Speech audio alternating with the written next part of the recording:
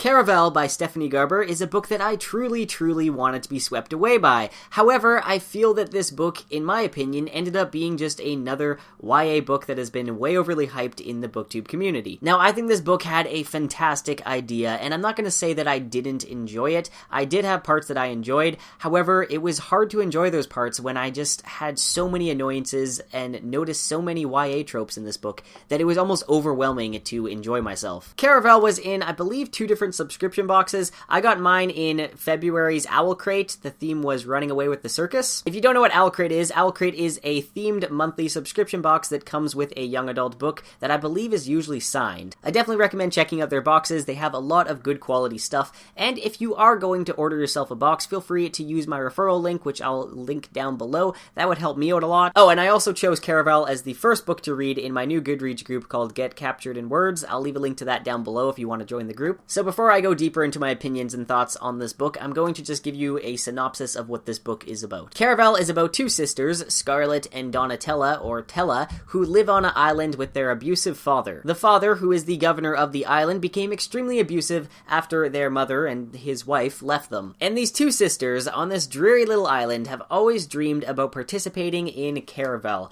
Caraval is this magical game hosted by a man known as Legend, and this game basically mixes reality with imaginary. Now, Scarlett has been writing Legend for years now, asking to participate in Caraval. However, Legend has never written back to her, and she's kind of getting older and giving up on the whole idea. Her father sets her up to be married by a count from a different island that she has never met before, and for some reason she thinks this count is basically going to save her from her father, and she believes that she'll be able to take her sister with her and be freed from the abuse of her father, even though it was her father that set up this marriage. But anyway, one day after the younger sister Tella gets slapped by the father, she decides it's a good time to escape and run away to Caraval by sailing off with a sailor named Julian. Hint, hint, Julian becomes the love interest, because of course every young adult book has to have a love interest who is the first male figure introduced into the book. So, through a series of events, including drugging Scarlett for a multitude of days that could have killed her, Tella ends up getting her overprotective sister to come with her to Caraval. Caraval is basically a huge scavenger hunt. Each player gets a hint that leads to a clue that leads to the next hint until they finally find what they're looking for in Caraval, which so happens to be Tella out of all people. Don't worry, that's not really a spoiler. Like, right when you get to Caraval, you figure out that Donatella is missing, and she is the main thing being hunted, and yada yada. The game ends up not being what Scarlett thought it would be. There's a lot of mind games, and there's murder, and of course she ends up falling in love. Then the romance kind of takes over the majority of the book, when it could have been focusing more so on the magical and wonderness of Caraval. Okay, so now that I got the main synopsis out of the way, I'm going to jump into my opinions and thoughts, starting with the world building. At the start of the book, when they're on the island with their father, it is known as the Conquered Islands, and then you also hear of some empire, and I started to think that, wow, maybe this book is going to have a lot more depth to it, and there's going to be, like, a whole world with, like, kingdoms and stuff. But no, the whole book takes place on the island they started off on, which was very poorly described, then over to Caraval, which was kind of also poorly described, not as bad as the first island. Now, my problem with the island of Caraval and the description of it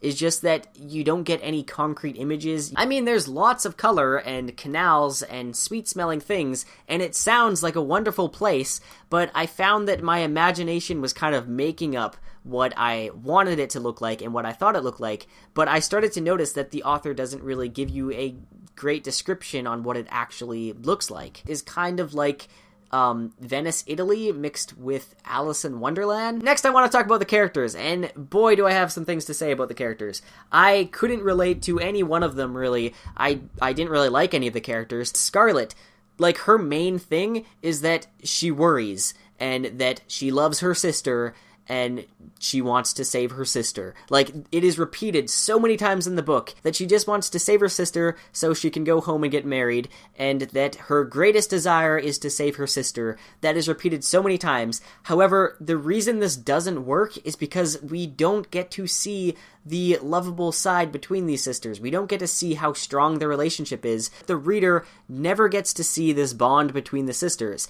Tella is basically taken out of the entire story once they reach Caraval, and at the beginning of the book, we didn't get to see their relationship really at all. However, the main driving force for Scarlet is to find her sister. Once romance gets involved, then Scarlet ends up making some bad decisions, and it doesn't really seem like she cares about saving her sister as much as she cares about being in love, which just doesn't make sense because the whole main thing being stressed is that she wants to save her sister. Scarlet, in my opinion, is just an extremely unlikable protagonist. She's naive and dramatic and just worries all the time. And I know it's perfectly fine to have a character that has a lot of flaws, just there's nothing to like about Scarlet. I just didn't really see much character progression with her. So while Scarlet is this overprotective, goody two-shoes sister, Tella is the more wild one, but we don't really get to see her in this book, hardly at all. So then next there's Julian, who yes, becomes the love interest. I don't think that's much of a spoiler because you can kind of guess that, but minor spoiler, you might want to skip ahead a few seconds if you don't want to hear this,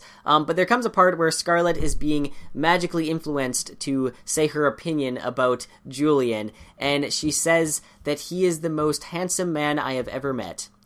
And that basically sums up everything that to do with their romance. Like, all she thinks about him is that he's hot, and that's the main reason she falls in love with him. So yeah, that about sums up their relationship. But Julian himself, he is kind of just like the typical tool, flirtatious dude who's in a lot of young adult books. And then there's this character named Dante, who I was excited to see more of in this book. I thought he was going to play a more bigger role in the book, but really I don't know why he was in the story, because he doesn't really do anything. And then there's Legend himself, who I don't really want to talk about because I don't want to spoil the story, but I just think that we didn't get enough of a conclusion about him. And finally, for the characters, I would like to talk about the father. And the father, like, I get it, he became abusive after the mother left. I mean, I don't get it, that's horrible. I understand that part of this character, that he's a bad character, he's an abusive father. I don't want to spoil things. I mean, I think I kind of am spoiling things. I don't want to, but I just need to talk about this. I need to get it off my chest.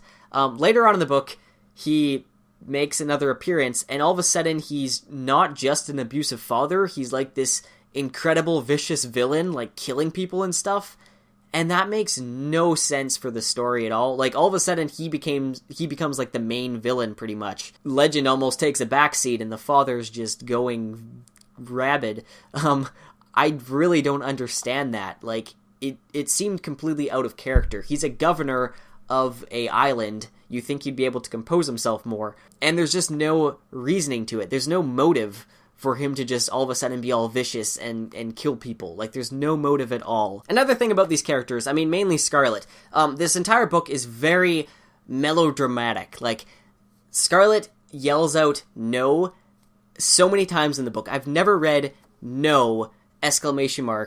I've never read that so many times in a book before. It seems like very teenage high school dramatic. This like over drama comes into the romance as well. Like, Scarlet freaks out if she just like hardly gets touched by a man. She all of a sudden freaks out and thinks how intimate of a moment this is. Oh, and I haven't even mentioned like my main problem with this book, which is the description of color. Color is described in a poetic way in this book. However, I'm in a poetry class right now, and I feel like if I used some of these descriptions in my poetry, my teacher would probably tell me that makes no sense. The descriptions in this book of color, it feels like she's taking, like, a jar with some descriptive words in it, and then taking a jar with, like, some creative hues of color, and just picking at random and putting them together. She likes to use colors as a metaphor for something else, but the majority of the time, the metaphors just don't make sense. I understand that she's trying to do something new, and that she's trying to sound very poetic, but just make them make sense. If they don't make sense, there's no point on doing it. It doesn't sound cutesy. Now, I understand that there is something called synthesia, I think it's pronounced, where basically people associate colors with different things, like associating colors with emotions. That's what Scarlet does in this book. And I can understand that because I have some family members, actually, that associate colors with different numbers.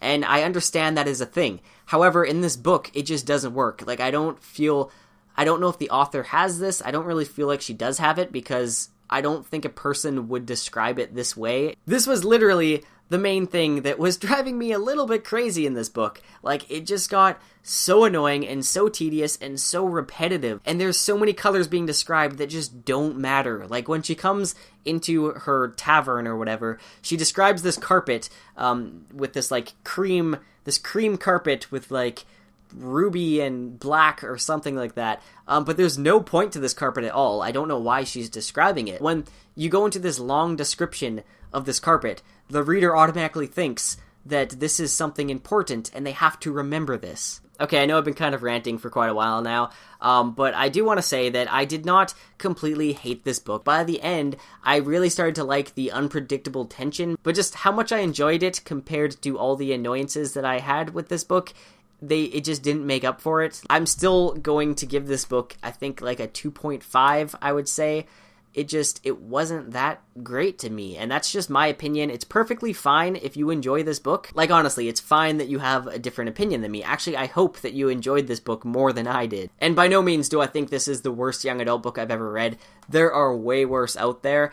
I just feel like this book has a lot of young adult tropes, and I've been kind of taking a break from young adult for a while now because it's been really getting to me on how similar some things are, and this book just reminded me that there's still a ton of similarities in like each young adult book. So it's not that this is a bad young adult book. In fact, it's probably a good young adult book since it uses the same tropes that almost all of them have.